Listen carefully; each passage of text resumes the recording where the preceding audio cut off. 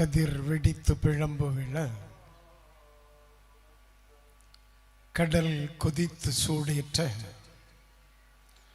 முதுமை மிகு நிலப்பரப்பில் முதற் பிறப்பு தோன்றிவிட நதி வருமுன் மணல் தருமுன் பதிமதுரை பெருவெளியில் பாண்டியன் கை வார்த்தவள உன்னை நான் வணங்குவதும் நீ என்னை வாழ்த்துவதும் அன்னை மகற்கிடையே அழகில்லை என்பதனால் உன்னை வளர்த்து வரும் தென்புலவர்தனை வாழ்த்துகிறேன். தமிழ் புலவர் வாழியரோ. உங்களுடைய குழந்தைகள் அவர்களுடைய திறன்களை இங்கே வெளிப்படுத்தியதை நீங்கள் பார்த்து எப்படி மகிழ்ந்தீர்களோ அதே போன்ற மகிழ்ச்சியில் நானும் இருக்கிறேன். உண்மையிலேயே எனக்கு ஒரு மலைப்பாக இருக்கிறது. இங்கே 3 நபர்களுடைய பெயர்களை நான் சொன்னேன்.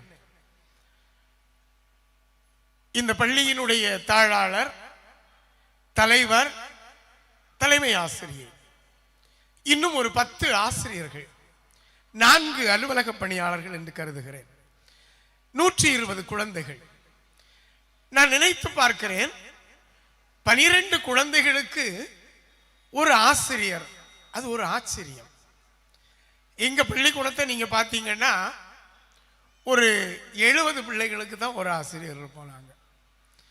நான் பாடம் எடுத்தா கடைசியில் இருக்கிறவனுக்கு போய் சேருமா எனக்கே தெரியாது.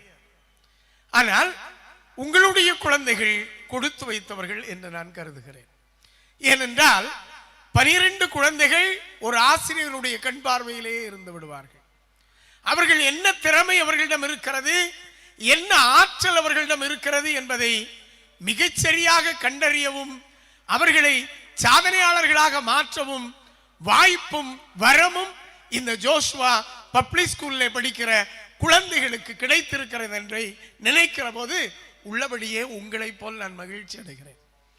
இதை பள்ளி ஆண்டு விழா என்று சொல்லவா, இல்லை இந்த பகுதியினுடைய திருவிழா என்று சொல்லவா என்று நான் யோசித்து பார்க்கிறேன்.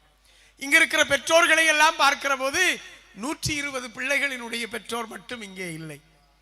இங்கே இருக்கிறவர்கள் இந்த குழந்தைகளுடைய அம்மா, அப்பா, தாத்தா, பாட்டி. எனவே குடும்பத்தோடு நீங்கள் வருகை தந்திருக்கிறீர்கள். எனவே இதை நான் ஒரு குடும்ப விழா என்று சொல்லுவதுதான் அர்த்தம் உள்ளதாக இருக்கும் என்று நினைக்கிறேன். இன்னும் நான் பார்க்கிறேன், இங்கே மத நல்லிணக்கத்தினுடைய சின்னம் இங்கே இருக்கிறது. நான் பேசிக் கொண்டிருக்கிறேன், அங்கே அல்லாஹ்வினுடைய குரல் ஒலி கேட்டுக்கொண்டிருக்கிறது. நான் பேசிக் கொண்டிருக்கிறேன், இந்த பக்கம் இன்னொரு சமய பாடல் கேட்டுக்கொண்டிருக்கிறது. இங்கே பல் சமயம் நிறைந்திருக்கிறது. இதுதான் இந்த நாட்டிற்கு இன்றைக்கு தேவை என்பதை இந்த ஜோஷுவா பள்ளி அறிக்கையிடுகிறது. நமக்கு நாமே ஒரு முறை கைதட்டிக் கொள்வோமா? உங்க குழந்தைகளை இவ்வளவு அழகா ஆடுனாங்கல்ல. நான் இப்ப இந்த டான்ஸ்ல ஒரு பையன் அழுதுகிட்டே நின்னான். அவன் ஆட மாட்டேங்கிறதுல உறுதியா இருந்தான். அதனால நீங்க அவன் திறமசாலி இல்லைன்னு யாரும் நினைச்சிடக்கூடாது. இதுக்கு முன்னால முதல்ல ஒரு குரூப் டான்ஸ் ஆடிச்சு. நீங்க பார்த்தா தெரியும். பாட்டெல்லாம் பாடி ரைம் பாடி சத்தம் போட்டாங்க. அதுல எல்லா பக்கத்திலையும் ஒரு பையனுக்கு ஒரு பொண்ணு பக்கத்துல விட்டுருந்தாங்க. இந்த நடுவுல ஒரு பையன் என்ன, அவனுக்கு யாரும் இல்லை, ஒத்தையா நின்னா. நீ கவனிச்சா தெரியும், அந்த பையன் பயங்கரமா துள்ளலாம்.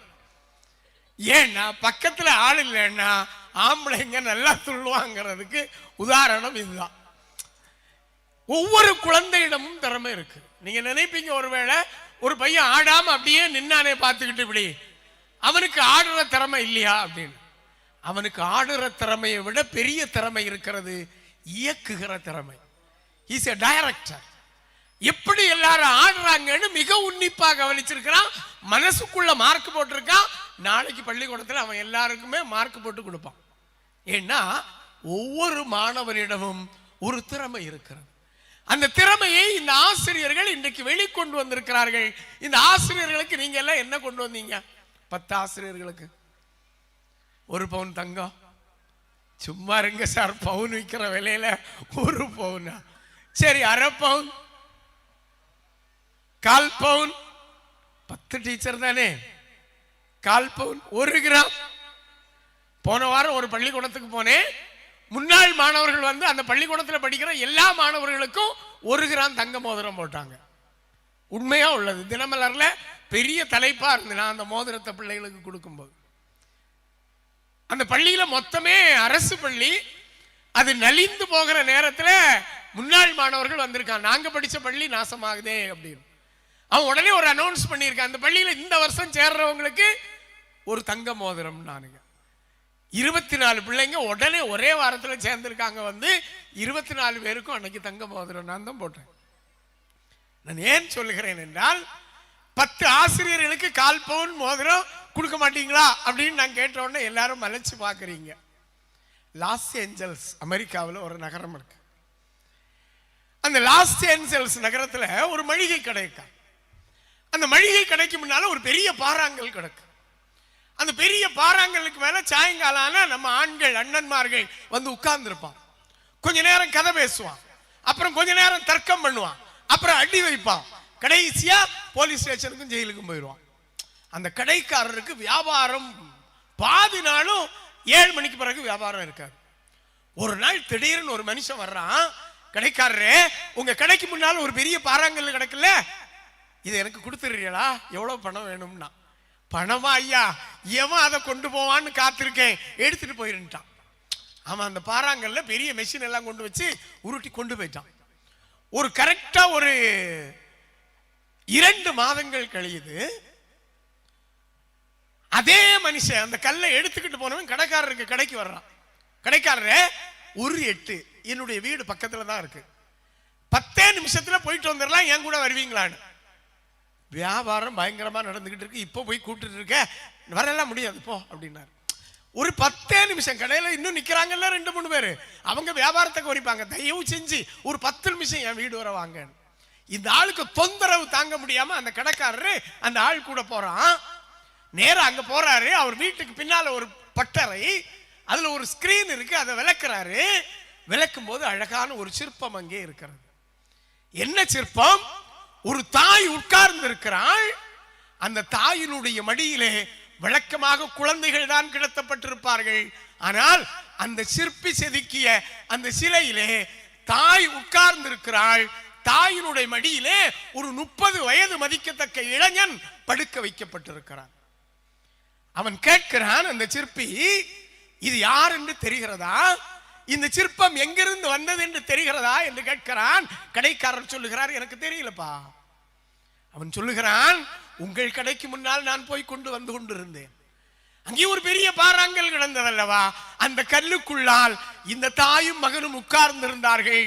என்னை பார்த்து எங்களை வெளியே கொண்டு வா, வெளியே கொண்டு வா என்று அழைத்தார்கள்.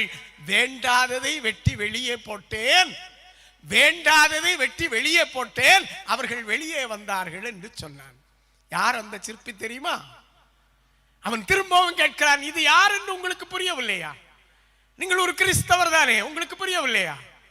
அவர் புரியலைங்கிறார். அப்பதான் அவர் ஞாபகப்படுத்துறாரு, இயேசு இறந்த பிறகு அவருடைய உடலை அவள் தாய் மரியாள் மடியிலே கிடத்தி இருந்ததாக விவிலியத்திலே ஒரு செய்தி இருக்கிறது. அந்த செய்தியை சிற்பமாக்கினால் என்ன என்று நான் யோசித்தேன், சிற்பமாக்கி வைத்திருக்கிறேன்.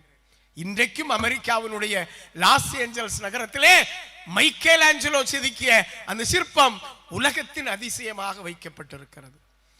ஏன் இதை நான் உங்களிடம் சொல்லுகிறேன் என்றால், ஒரு குழந்தையை ஒரு ஆசிரியரிடம் நாம் கொண்டு ஒப்படைக்கிற போது, ஒரு எல்கேஜி குழந்தையாக ஒரு யூகேஜி குழந்தையாக கொண்டு ஒப்படைக்கிற போது அந்த குழந்தை எப்படி இருந்திருக்கும்? அந்த பாறாங்கல்லை போல் தான் இருந்திருக்கும். நான் நினைத்து பார்க்கிறேன், 1ஆம் கிளாஸ்ல எங்க அப்பா அண்ணாள்னு ஒரு டீச்சர்ட்ட என்ன கொண்டு ஒப்படைச்சிட்டு போனாங்க. இந்த மூக்கெல்லாம் திடீர்னு ஒரு சுமடு வெளியே வந்து நிற்கும் தள்ளிக்கிட்டு. என் 1ஆம் கிளாஸ் டீச்சர் தான் இங்க வாடான்னு கூப்பிட்டு மூக்க பிடிச்சி சீந்தி ஒரு எறிவாங்க, அங்க போய் விழும் ஒரு சுமடு. ஏன் 1ஆம் கிளாஸ் டீச்சர் ஏன் மூக்க பிடிச்சு விட்டுருக்காங்க? பல்லு ஒழுங்கா விழுக்கலன்னு உமிக்கேறி வச்சு பல்ல தேய்ச்சி விட்டுருக்காங்க. ஒரு ஆசிரியை என்பவள் இன்னொரு தாயாக பள்ளிக்கூடத்திலே இருக்கிறாளே, அந்த ஆசிரியை தான் பாறையாக இருக்கிற நம் குழந்தைகளை சிற்பமாக செதுக்கி தந்திருக்கிறார்கள். இவர்கள் உங்களிடம் 1 பவுன் கேட்கவில்லை, அரை பவுன் கேட்கவில்லை, ஒன்றே ஒன்றை கேட்கிறார்கள், உங்களுடைய பாராட்டை கேட்கிறார்கள். இந்த 10 ஆசிரியர்களுக்கும் 4 அலுவலக பணியாளர்களுக்கும் இந்த 3 இந்த கல்வி நிறுவனத்தை இயக்குகிறவர்களுக்கும் அரங்க மதில் ஒரு கைத்தட்டு கொடுங்க பாப்போம். இதுதான், வேற என்ன வேணும்? நாளைக்கு உங்க பிள்ளைக்கு இன்னும் நிறைய சொல்லி கொடுப்பாங்க. ஏன்னா ஆசிரியர்னா யாரு? இங்க தமிழ் டீச்சர் இருக்காங்க, தமிழ் டீச்சர். ஆசிரியரை பிரிக்க முடியுமா? தமிழ் டீச்சரை காணல. ஆசிரியரை எப்படி பிரிக்கலாம்? நான் கணக்கு வாத்தியார் ஆகும். ஆசிரியரை எப்படி பிரிக்கலாம்? ஆசு கூட்டல் இரியர் ஈக்குவல் டு ஆசிரியர். ஆசு என்றால் அழுக்கு, ஆசு என்றால் அறியாமை, ஆசு என்றால் குற்றம், இரியர் என்றால் நீக்குபவர். ஒரு ஆசிரியர் யாராக இருக்க வேண்டும் என்றால் ஒரு குழந்தையினுடைய அறியாமையை நீக்குகிறவராக இருக்க வேண்டும். ஒரு ஆசிரியர் எப்படி இருக்க வேண்டும் என்றால் ஒரு குழந்தையினுடைய அழுக்கை அகற்றுகிறவராக இருக்க வேண்டும். ஆசிரியர் எப்படி இருக்க வேண்டும் என்றால் ஒரு குழந்தையினுடைய ஆற்றல் மறைந்து கிடக்கிற திறன்களை, அவனுக்குள்ளால் புதைந்து கிடக்கிற புதையலை விழிக்குணர்வராக இருக்க வேண்டும். அதனால்தான் தமிழில் ஆசிரியர் என்று பெயர் வைத்தான். குற்றத்தை, அறியாமையை, அழுக்கை நீக்கி நம் குழந்தைகளை புனிதப்படுத்துகிறவர்கள் ஆசிரியர்கள். அதனால் தான் ஒரு கவிஞன் சொல்லுகிறான், teachers are the engineers of human souls. ஆசிரியர்கள் மனித ஆன்மாக்களை செப்பனிடுகிற பொறியாளர்கள், என்ஜினியர்ஸ் என்று சொல்லுகிறார். எனவே என் அன்பு ஆசிரியர்களே, உங்களை நானும் பாராட்டுகிறேன். இந்த குழந்தைகள் ஒரு தெய்வங்கள். அழகாக கலீல் ஜிப்ரான் சொல்லுவான், உங்கள் குழந்தைகள் உங்கள் குழந்தைகள் அல்ல. கோபம் வருதா? நாம் பெத்த 10 மாசம் சுமந்து என் குழந்தை இல்லைன்னு இந்த வாத்தியார் சொல்றாரு, வந்து இந்த கவிஞன் சொல்றான். கோபம் வருதா? கலீல் ஜிப்ரான் என்கிற உன்னதமான கவிஞன் சொல்லுகிறான், உங்கள் குழந்தைகள் உங்கள் குழந்தைகள் அல்ல, அவர்கள் இறைவனின் குழந்தைகள், உங்கள் வழியாக பிறந்திருக்கிறார்கள், அவ்வளவுதான். நிறைய பெற்றோர் இருக்கீங்க, உங்கள் குழந்தைகள் உங்கள் குழந்தைகள் அல்ல, அவர்கள் இறைவனின் குழந்தைகள், உங்கள் வழியாக பிறந்திருக்கிறார்கள். ஏன் தெரியுமா? கடவுள் குழந்தைகளை உங்களிடம் தந்துவிட்டு இந்த குழந்தைகளை இவ எப்படி வளர்க்கிறா பாப்போம், இந்த அப்பங்காரன் எப்படி வளர்க்கிறான் பாப்போம் அப்படின்னு நம்ம கையில ஒரு குழந்தையை இறைவன் கொண்டு தந்திருக்கிறான். அந்த குழந்தையை இன்றைக்கு நாம் எப்படி வளர்த்து கொண்டிருக்கிறோம் என்கிற ஒரு கேள்வியை இங்கிருக்கிற பெற்றோர்களிடம் நான் முன்வைக்கிறேன். ஏன்னா குழந்தைகளுக்கு முன்மாதிரியாக இருக்க வேண்டியவர்கள் நாம். நான் கவனிச்சுக்கிட்டே இருந்தேன் இங்க வந்தப்பவே. இந்த குழந்தைகளுக்கெல்லாம் கை தட்டுவீங்கன்னு நான் எதிர்பார்த்தா ஒவ்வொரு டான்ஸ் முடிச்சா ஒரு 13.5 பேர் கை தட்டுறாங்க. இப்படி இவ்வளவுதான். பெண்களே, ஒரு விஷயம் தெரியுமா உங்களுக்கு? ஒரு அறிவியல் உண்மை, ஒரு உளவியல் உண்மை என்ன தெரியுமா? கை தட்டுனா 2 அதிசயம் நடக்கும். எனக்கு சின்னதுல யாரும் சொல்லி தரல, அதனால என் பாடு அதோ கதியா போச்சு. கை தட்டினால் 2 அதிசயம் நடக்கும். ஒன்று, ஆயுள் கூடும். கை தட்டினா எல்லா நர்வு சிஸ்டமும் இங்க வந்து ஜாயிண்ட் ஆகுது. கை தட்டினா ஆயுள் கூடும். 2வது விஷயம் சொல்லவா? உங்களுக்கு ரொம்ப பிடிக்கும். கை தட்டினால் இன்று இரவே கூந்தல் 1/2 அடி நீளம் வளரும். உங்க ஹேர் இருக்குல்ல, பெண்களினுடைய கூந்தல் 1/2 அடி வளருமா? நீங்க எவ்வளவு தூரம் கை தட்டுறீங்களோ அவ்வளவு தூரம் வளரும். அண்ணா பாருங்க, ஒரு பையன் தட்டியா நமக்காவது வளரட்டான். ஏன் நான் உண்மையே சொல்றேன், அறிவியல் பூர்வமா சொல்றேன். உங்களுடைய குழந்தைகள் இங்க நடனம் ஆடிட்டு போறாங்க, இந்த அரங்கத்தில் இருக்கிற எல்லாரும் கை தட்டி பாராட்டாண்டாமா? குழந்தைகள் குட்டி தெய்வங்கள். குழந்தைகள் நமக்கு கிடைத்திருக்கிற கொடை. இந்த கொடையை கொண்டாடுவதற்கு தயவு செய்து விட்டு விடாதீர்கள். ஒரு பிள்ளை சொல்லுது, சார் இனி ஒரு பறவை உண்டுன்னா, இனி ஒரு பறவை உண்டுன்னா என்னடி? நான் செல்போனா பறக்கணும்னு ஆசைப்படுறேன் சார். நான் கேட்டேன், ஏன் மக்களே செல்போனா பறக்கணும்னு ஆசைப்படுறேன்? எங்க அம்மாவும் செல்போன்ல தான் தடவுது சார், எங்க அப்பாவும் செல்போனை தான் தடவுது சார். என்ன தடவுறதுக்கு யாருமே இல்லை சார். இந்த குழந்தை என்ன பண்ணும்? 10 வருஷம் கழிச்ச பிறகு நீங்க யாரும் தடவலைன்னா அது யார் அன்பு காட்டுறாங்களோ அவங்க கூட போக ஆரம்பிச்சிடும். ஒரு குழந்தைகளினுடைய வாழ்க்கையை திசை மாற்றுவது அவர்கள் அல்ல, சமூகம் அல்ல, பெற்றோர்கள் என்பதை தயவு செய்து மறந்து விடாதீர்கள். நம்முடைய குழந்தைகள் நமக்கு முன்னால் இருக்கிறார்கள். அழகாக சொல்லுவார்கள், சொற்களை விட செயல்கள் தான் உரத்து பேசும். நான் எவ்வளவு வேணாலும் பேசலாம், ஆனால் என்னுடைய மாரல், என்னுடைய வாழ்க்கை சரியில்லை என்றால் என்னுடைய பேச்சு எந்த இடத்துலையும் எடுபடாது. என்னுடைய வாழ்க்கை சரியா இருக்கணும். நான் ஒரு குடிகாரனா இருந்துகிட்டு நீங்க குடிக்க விடாதுன்னா யார் கேட்பா? என் பிள்ளைகிட்ட சொன்னா கேட்குமா? ஒரு தாயும் தகப்பனும் அலைவேசியை ஒதுக்கி வைத்து விட்டு நல்ல நூல்களை வாசிக்கிறவர்களாக மாறினால்தான் சமூகமும் மாறும், நம்முடைய குழந்தைகளும் மாறுவார்கள். இந்த குரங்கு பார்த்திருக்கீங்களா? தொப்பியை அது நீங்க தலையில வச்சா அதுவும் தலையில வைக்கும். திருடிட்டு போனதை நீங்க தொப்பியை தூக்கி வீசி பாருங்க, குரங்கும் தூக்கி வீசிடும். அலைபேசியை நீங்கள் வீசுங்கள், நம்முடைய குழந்தைகள் வீசுவார்கள். யார்கிட்ட குற்றம் இருக்குன்னா நம்மகிட்ட தான் இருக்கு. நம்ம என்னன்னா நல்லா வாய்ச்ச விடால் விடுவோம். மக்களே தொடாத. மக்கள் எப்படி தொடாம இருக்கும்? நாம் அலைபேசியிலே இருக்கிற போது, அலைபேசியோடு உறங்குகிற போது நம்முடைய குழந்தைகள் என்ன செய்வார்கள்? முன்மாதிரியான வாழ்க்கை தான் நமக்கு முக்கியம். தயவு செய்து நீங்கள் மறந்து விடாதீர்கள். நம்முடைய குழந்தைகளை ஆளாக்க வேண்டிய, வளர்த்தெடுக்க வேண்டிய ஆற்றல் எல்லாமே நம்மகிட்ட கடவுள் தந்திருக்கார். குழந்தைகளை தயவு செய்து திட்டாதீர்கள், குழந்தைகளை சாபம் போடாதீர்கள். நிறைய பெற்றோர்கள் என்கிட்ட வருவாங்க, சார் என்னத்த சார் செய்ய, எனக்கு அடுத்த வீட்டில இருந்து உங்க கிளாஸ்ல ஒரு பொண்ணு படிக்குதே, தலை அம்புடு மூளை சார், எனக்கு பிறந்திருக்கே சார் ரெண்டண்ணா, ரெண்டுக்கு தலையிலையும் களிமண்ணு சார், ரெண்டுக்கு தலையிலையும் களிமண். அம்மாக்காரு பிள்ளைகிட்ட நின்று சொல்றான். பெத்த அம்மா பிள்ளைய பார்த்து சாபம் போடுறா. பையன் ஒரு முறையில ஒரு இது சொன்னா கேட்கலன்னா உடனே நீ விளங்குவியால. பெத்த அம்மா பிள்ளைய பார்த்து சாபம் போடலாமா? அது அப்படியே பலிக்கும். அம்மாவுடைய நாக்கில் இருந்து எது விழுகிறதோ அது பலிக்கும். மகனே நீ நல்லா இருப்படா, நீ வாழ்வடா, ஒரு அப்துல் கலாம் மாதிரி, ஒரு அன்னை தெரசா மாதிரி, ஒரு பகத்சிங் மாதிரி, ஒரு சேகுவாரா மாதிரி நீ வாழ்வடான்னு வாழ்த்துங்க, அவன் வாழ்வான். நம்ம என்ன பண்றோம்? சாபம் போடுறது, பிள்ளைங்களை திட்டுறது.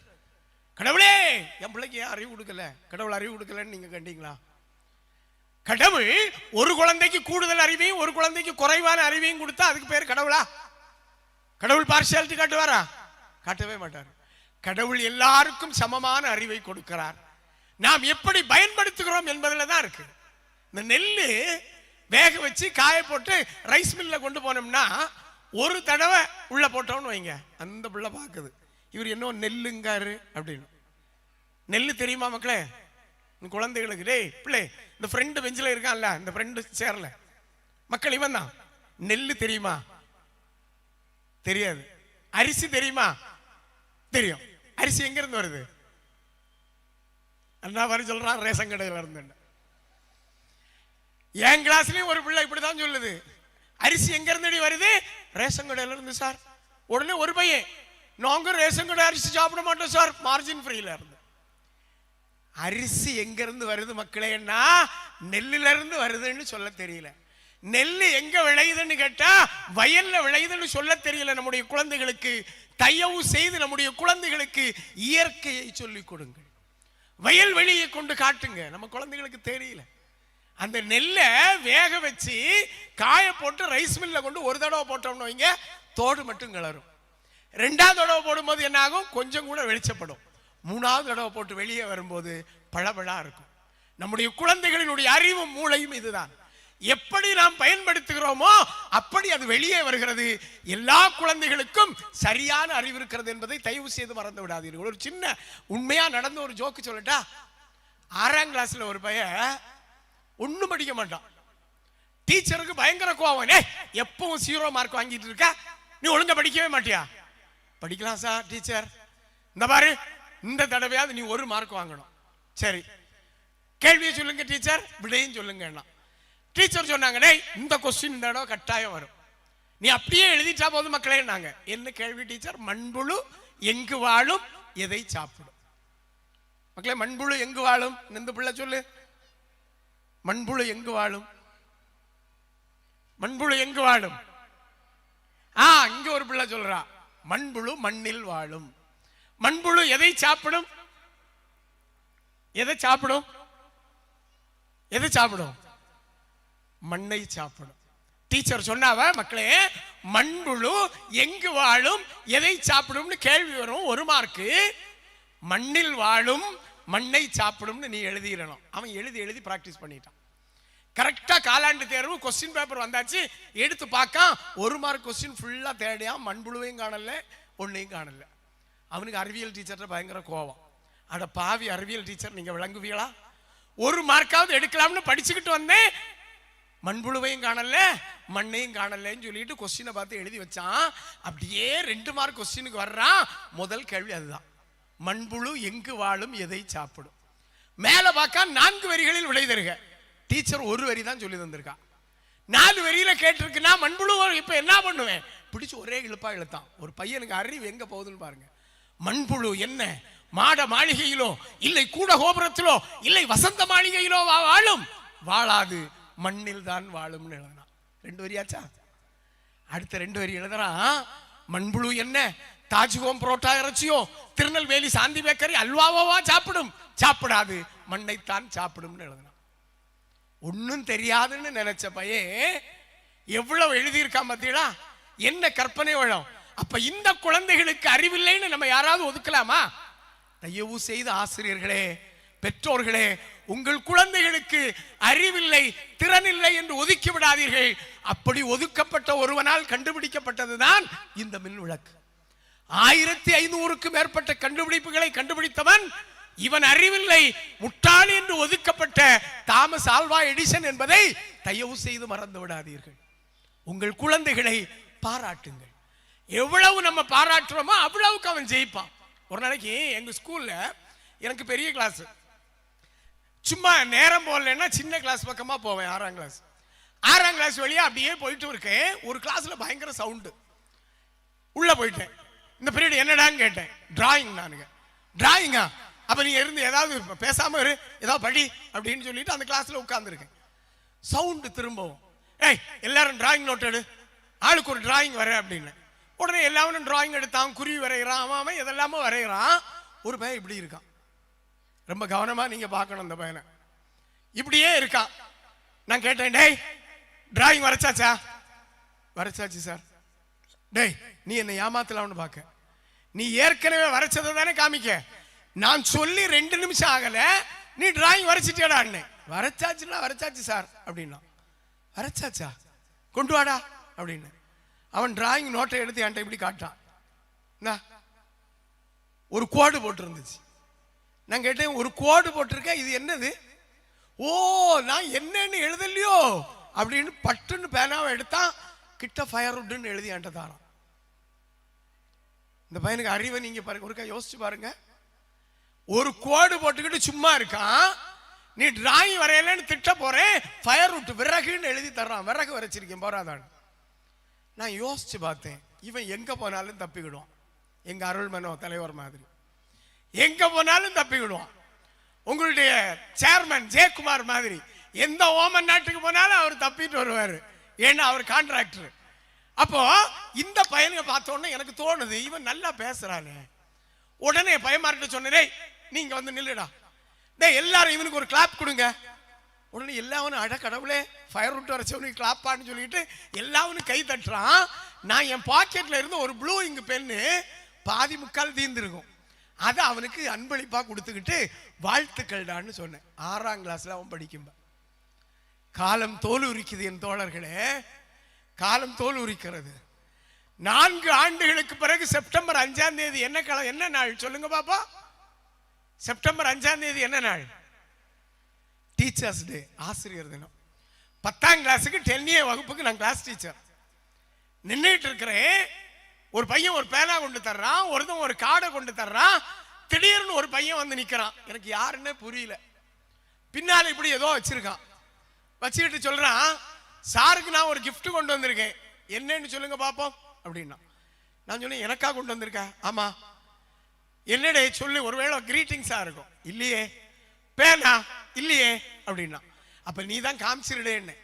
நான் உடனே சொல்றேன், நான் உங்கள்கிட்ட முதல்ல காமிக்க மாட்டேன், முதல்ல என் ஃப்ரெண்ட்ஸ் கிட்ட தான் காமிப்பேன் அப்படின்னு சொல்லி முன்ன போனவன் பின்னால இருந்து ஒரு சார்ட் பேப்பர் இப்படி எடுக்கான். ஒரு ஆஃப் ஷீட் சார்ட் பேப்பர் அப்படியே எடுத்து திறந்து இப்படி பயன்கள்கிட்ட காமிக்கான். எல்லாரும் கக்கேன்னு சிரிக்கான். நான் ஒருவேளை என்ன கிண்டல் பண்ணி என்னதாவது வரைச்சிருக்கானோ எழுதியிருக்கானோ அப்படின்னு நினைச்சுக்கிட்டு ஏன்ட்ட காட்டுடேங்கிறேன். அவன் அப்படியே டர்ன் பண்ணி ஏன்ட்ட காட்டுறான்.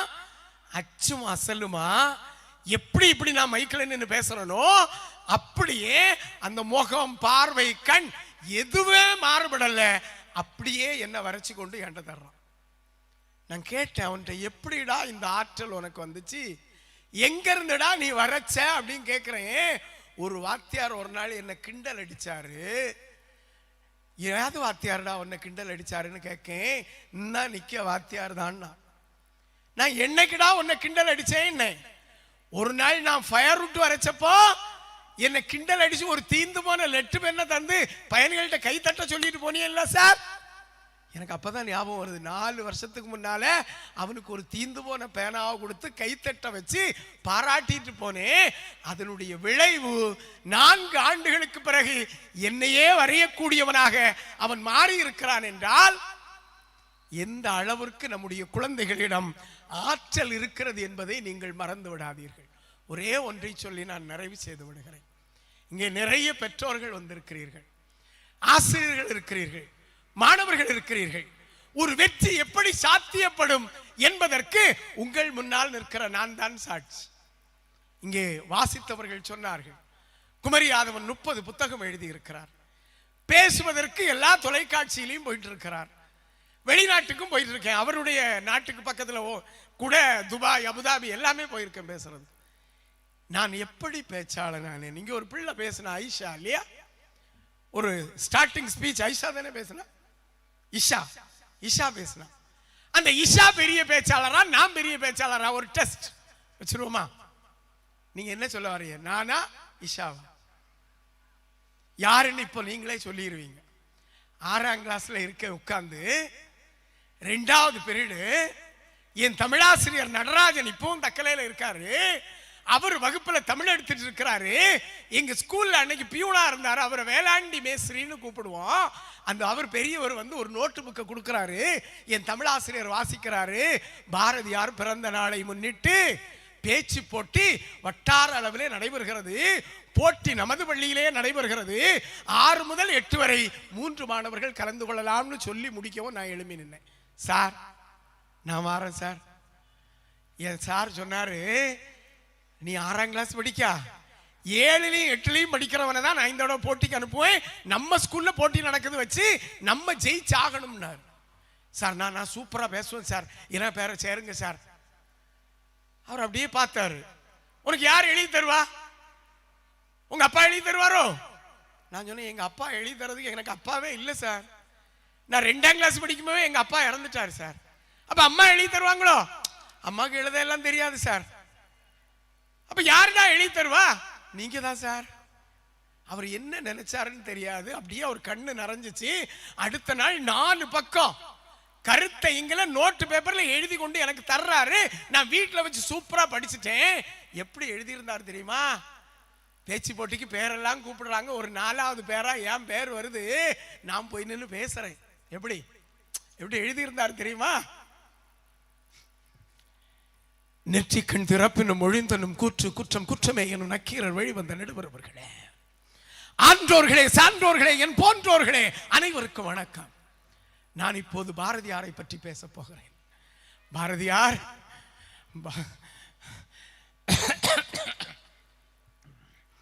பாரதியார் பாரதியார் பாரதியார் பாரதியார் ஒரு பாரதியார் பாரதியார் முன்ன இருக்காரு. அடி அந்த மீசையை தட்டி விட்டுக்கிட்டு ஒரு முறைச்சாரு. இங்க எனக்கு ஒரு மாதிரி ஆட்டம் கண்டாச்சு. அங்க இருந்துட்டு சொல்றாரு, என்னது பாக்கெட்ல இருக்குல்ல எடுன்னு. அது எனக்கு புரியுது. பாக்கெட்ல இருந்த 4 பேப்பரையும் எடுத்து அப்படியே எடுத்து கட்டா வாசிக்க ஆரம்பிச்சேன். திரும்பவும் நெற்றிக்கண் திறப்பினும் அப்படின்னு வந்து பாரதியார் எட்டயபுரத்தில் படுத்து அடுத்த லைனா பார்க்க காணல. தலையில இருந்து தண்ணியா பாஞ்சு இங்கு பேனால எழுதுனதெல்லாம் அழிஞ்சு. அவர் அங்க இருந்துட்டு வேற ஒன்னும் சொல்லல.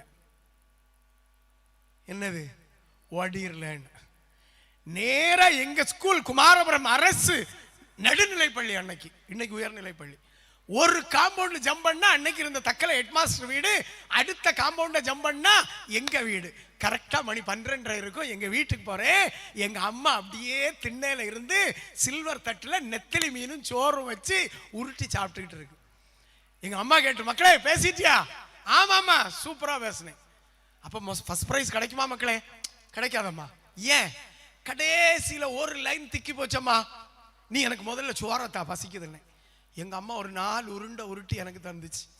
நான் அதை சாப்பிட்டுட்டே இருக்கவே எங்க சித்தப்பா பையன் வந்துட்டான். அவன் வந்து சொன்னான், உங்க மவன் 4 வரி சொல்லிட்டு ஓடிட்டான். எங்க அம்மா அந்த வலது கையில இடது கையில இருந்த சில்வர் தட்டை வலது கையில பிடிச்சிச்சு. இங்க வாணுச்சு. கிட்ட போனேன்.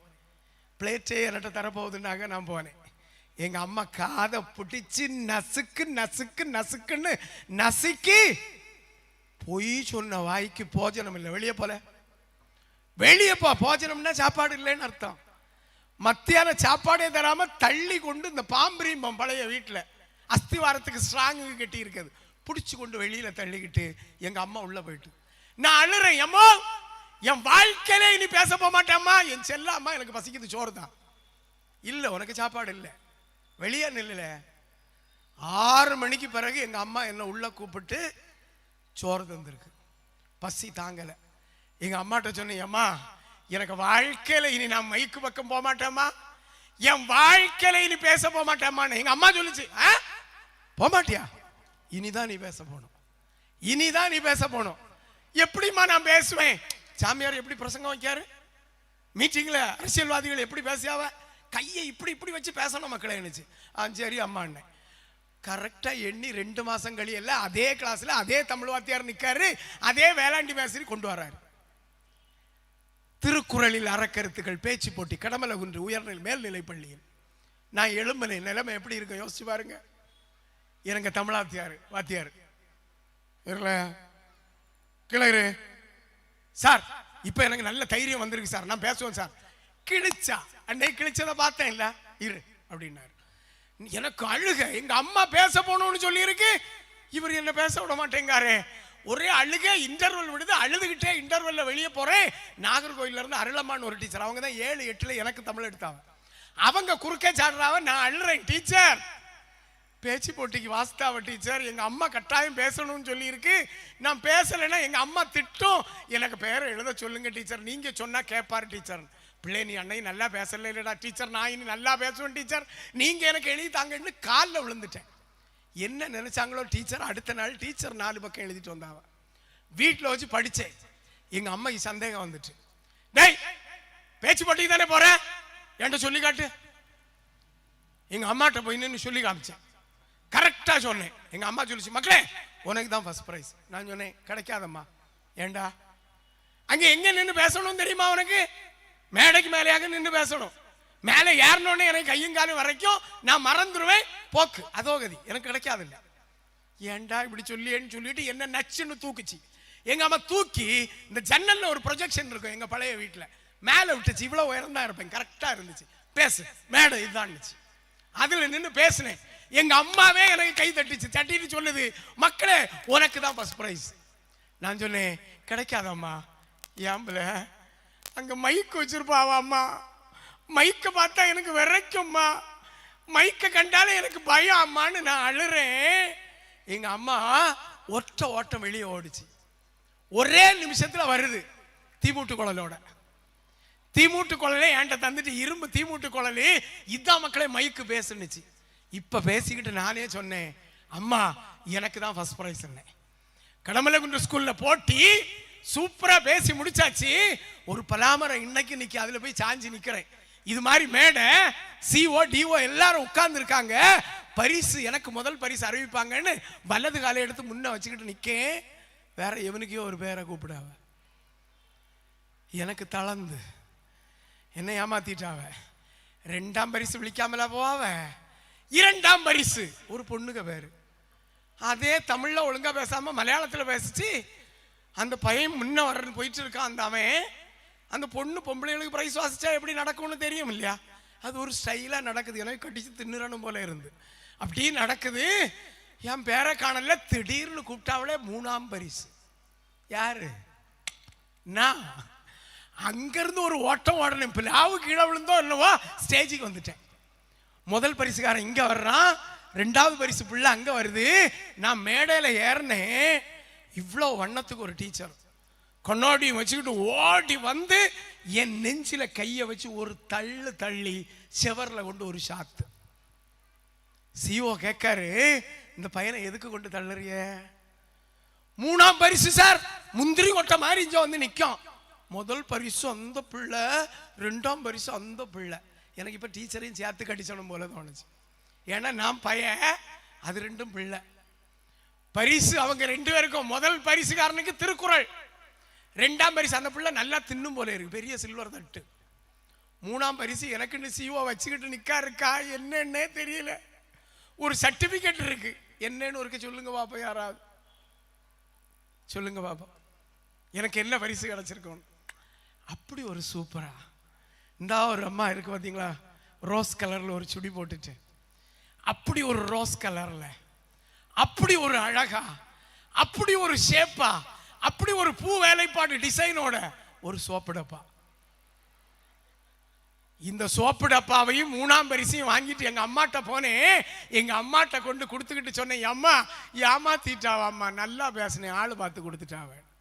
எங்க அம்மா சொல்லிச்சு, பொய் சொல்லாதல, நீ பேசுனதுக்கு உனக்கு பரிசு.